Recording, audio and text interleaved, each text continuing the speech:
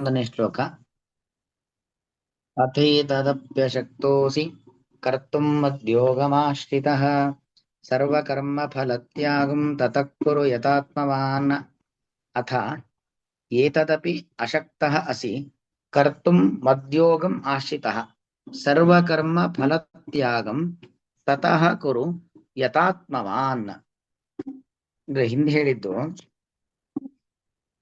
ಅಭ್ಯಾಸೇ ಅಪಿ ಅಸಮರ್ಥೋಸಿ ಮತ್ಕರ್ಮ ಪರಮೋ ಭವ.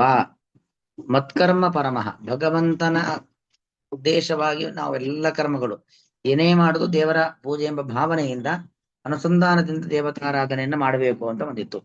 ಅದನ್ನು ನಿಂಗೆ ಮಾಡ್ಲಿಕ್ಕಾಗಿಲ್ಲ ಅಂದ್ರೆ ಅಥ ಏತದಪಿ ಅಶಕ್ತಃ ಅಸಿ, ಈ ರೀತಿಯಲ್ಲಿ ಭಗವಂತನ ಆರಾಧನಾ ರೂಪವಾಗಿರುವಂತ ಕರ್ಮಗಳನ್ನ ಮಾಡೋದು ಅಂದ್ರೆ ಇನ್ನೂ ದೇವಸ್ಥಾನಗಳಿಗೆ ಹೋಗುವುದು, ದೇವರ ಪ್ರದಕ್ಷಿಣೆ, ಸಂಧ್ಯಾ ವಂದನೆ, ಜಪ, ಪಾರಾಯಣ ಆದಿ ಅನುಷ್ಠಾನಗಳು ಎಲ್ಲ ಮತ್ಕರ್ಮಗಳು, ಭಗವಂತನಿಗೆ ಸಂಬಂಧಪಟ್ಟಂತ ಪ್ರಕ್ರಿಯೆಗಳು.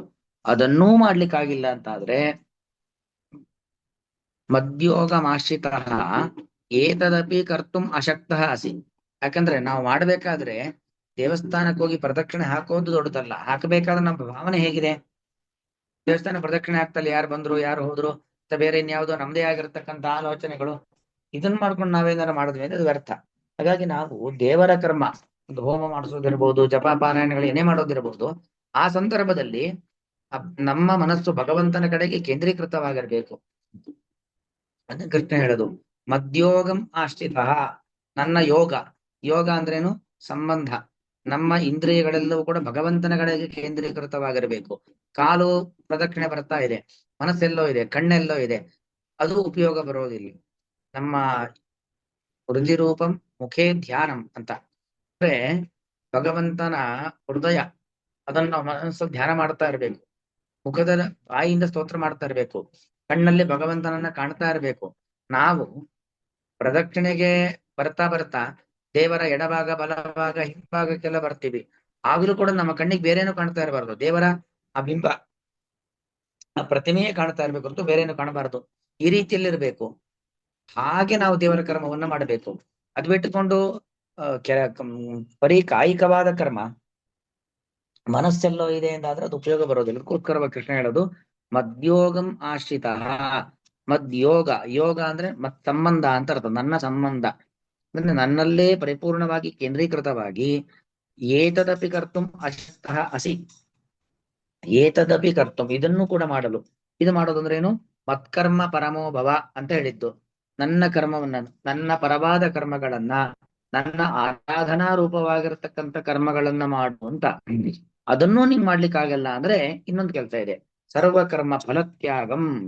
ಸರ್ವಕರ್ಮ ಫಲತ್ಯಾಗಂ ಕುರು ಅಂದ್ರೆ ಯಾವ ಬಯಕೆಯನ್ನು ಇಟ್ಕೊಳ್ಳಿಕ್ಕಿಲ್ಲ.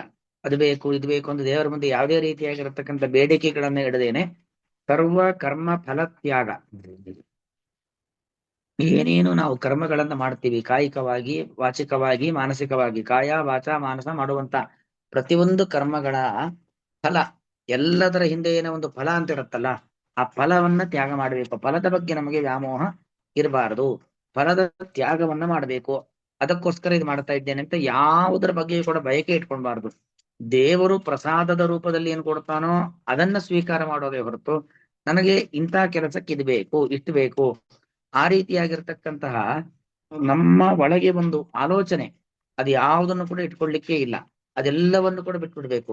ಸರ್ವ ಕರ್ಮ ಫಲತ್ಯಾಗಂ, ಕಾಯಿಕವಾಗಿ, ವಾಚಿಕವಾಗಿ, ಮಾನಸಿಕವಾಗಿ ಮಾಡುವಂತಹ ಎಲ್ಲ ಕರ್ಮಗಳು, ನಾವು ಮನಸ್ಸಿನಿಂದ ಮಾಡುವಂತ ಒಳ್ಳೆ ಆಲೋಚನೆ, ಮಾತಿನಿಂದ ಬಾಯಿಯಿಂದ ಆಡುವಂತ ಮಾತು, ದೈಹಿಕವಾಗಿ ಮಾಡತಕ್ಕಂಥ ಕೆಲಸ, ಇದರ ಹಿಂದೆ ಏನೋ ಒಂದು ಫಲದ ಅಪೇಕ್ಷೆ ಇರುತ್ತೆ. ಆದ್ರೆ ಎಲ್ಲ ಫಲದ ಅಪೇಕ್ಷೆ ಬಿಡ, ಯಾಕಂದ್ರೆ ಫಲ ಕೊಡೋನ್ ದೇವರಲ್ವಾ. ನಾವು ಕೇಳಿದ ಕೂಡಲೇ ಕೇಳಿದ್ದನ್ನು ಭಗವಂತ ಕೊಡ್ತಾನ? ಕೊಡೋದಿಲ್ಲ. ನಮಗೆ ಯಾವ್ದು ಯೋಗ್ಯವಾದನ್ನೇ ದೇವ್ರು ಕೊಡೋದು. ಹಾಗಾಗಿ ಫಲವನ್ನ ಬಯಸಬಾರದು, ಸಕಲ ಕರ್ಮಗಳ ಫಲವನ್ನ ತ್ಯಾಗ ಮಾಡು. ತತಃ ಯಥಾತ್ಮವಾನ್ ಕುರು, ಆ ಫಲವನ್ನ ಬಿಟ್ಟು ತತಃ, ತತಃ ಅಂದ್ರೆ ಮದ್ಯೋಗ, ಭಗವಂತನಲ್ಲಿ ನಾವು ಪರಿಪೂರ್ಣವಾಗಿ ಕೇಂದ್ರೀಕೃತರಾಗಿ ಯಥಾತ್ಮವಾನ್ ಕುರು. ಯಥಾತ್ಮವಾನ್ ಅಂದ್ರೆ ಏನು, ನಿಯತ ಮನಸ್ಸು, ನಿಯಂತ್ರಿತವಾದ ಮನಸ್ಸು. ಆತ್ಮಶಬ್ದಕ್ಕೆ ಇಲ್ಲಿ ಮನಸ್ಸು ಅಂತ ಅರ್ಥ, ಯಥ ಅಂದ್ರೆ ನಿಯಂತ್ರಿತ ಅಂತ ಅರ್ಥ. ಮನಸ್ಸು ಅದು ಮಂಗನಂತೆ, ಮನಸ್ಸು ಮರ್ಕಟವಿದ್ದಂತೆ ಅಂತ, ಅದು ಒಂದು ಕಡೆ ನಿಲ್ಲೋದೇ ಇಲ್ಲ.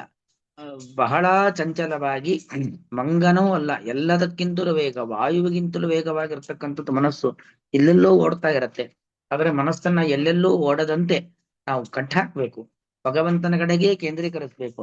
ಹೀಗೆ ಮನಸ್ಸನ್ನ ಭಗವಂತನ ಕಡೆಗೆ ಕೇಂದ್ರೀಕರಿಸಿದವನಾಗಿ ಕುರು ಸರ್ವಕರ್ಮ ಫಲ ತ್ಯಾಗಂ ಕುರು, ಸಕಲ ಕರ್ಮಗಳ ಫಲದ ಫಲದ ತ್ಯಾಗವನ್ನ ಮಾಡು. ಅಂದ್ರೆ ದೇವರು ನಮ್ಗೆ ದಾರಿ ತೋರಿಸ್ತಾ ಇದ್ದಾನೆ. ನಾವು ದೇವರಿಗೆ ಸಂಬಂಧಪಟ್ಟಂತ ಕರ್ಮಗಳನ್ನ ಮಾಡ್ತೇವೆ. ಈಗ ಹೇಳದಂತೆ ಪ್ರದಕ್ಷಿಣ ನಮಸ್ಕಾರ ಮಾಡೋದು, ಸ್ತೋತ್ರ ಹೇಳೋದು, ಪಾರಾಯಣ ಮಾಡೋದು, ಜಪ ಮಾಡೋದು, ಹೋಮ ಮಾಡಿಸೋದು, ದಾನ ಮಾಡೋದು, ಎಲ್ಲ ಮಾಡ್ತೇವೆ. ಎಲ್ಲಾ ಸಂದರ್ಭಗಳಲ್ಲೂ ದೇವರ ಬಗ್ಗೆ ಮನಸ್ಸನ್ನಿಟ್ಟೇ ಮಾಡ್ಬೇಕು.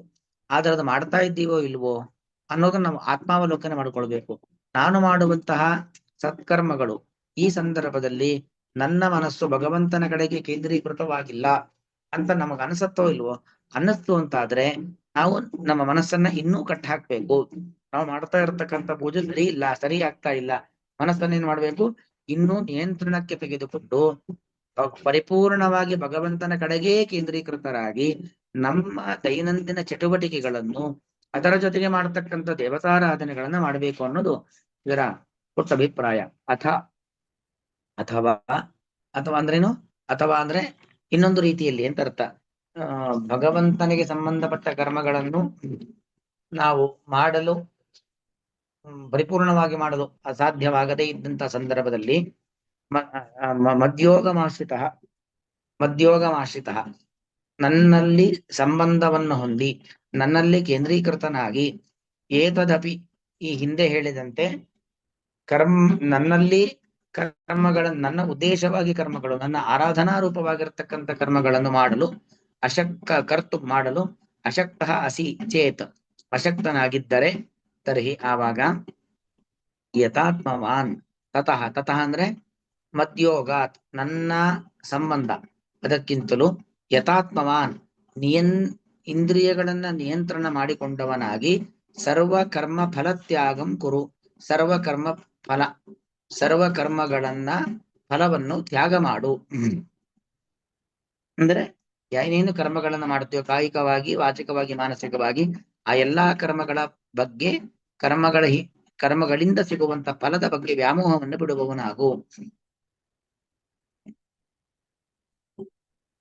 ಅಂದ್ರೆ ಇನ್ನೊಂದರ್ಥ, ಸರ್ವ ಕರ್ಮಗಳನ್ನ ಫಲವನ್ನ ಸಕಲ ಕರ್ಮಗಳಿಗೆ ಫಲ ಕೊಡುವ ಭಗವಂತ. ಎಲ್ಲವನ್ನೂ ತ್ಯಾಗ ಮಾಡು, ಎಲ್ಲ ಭಗವಂತನಿಗೆ ಅರ್ಪಣೆ ಮಾಡು. ಶ್ರೀ ಕೃಷ್ಣಾರ್ಪಣ ವಸ್ತು ಅಂತ ನಾವೇನೇ ಮಾಡಿದ್ರು ಭಗವಂತನಿಗೆ ಅರ್ಪಣೆ ಮಾಡಿ ಭಗವದರ್ಪಣ ಬುದ್ಧಿಯಿಂದಾಗಿ ಪ್ರಕ್ರಿಯೆಗಳನ್ನ ನಡೆಸುವಂತನು ಕೂಡ ಇದರ ಅಭಿಪ್ರಾಯ. ಅಥೈರದಪ್ಯಶಕ್ತೋಸಿ ಕರ್ತುಂ ಮದ್ಯೋಗಮಾಶ್ರಿತಃ ಸರ್ವಕರ್ಮ ಫಲತ್ಯಾಗಂ ತತಃ ಕುರು ಯಥಾತ್ಮವಾನ್. ಶ್ರೀಕೃಷ್ಣಾರ್ಪಣ ವಸ್ತು.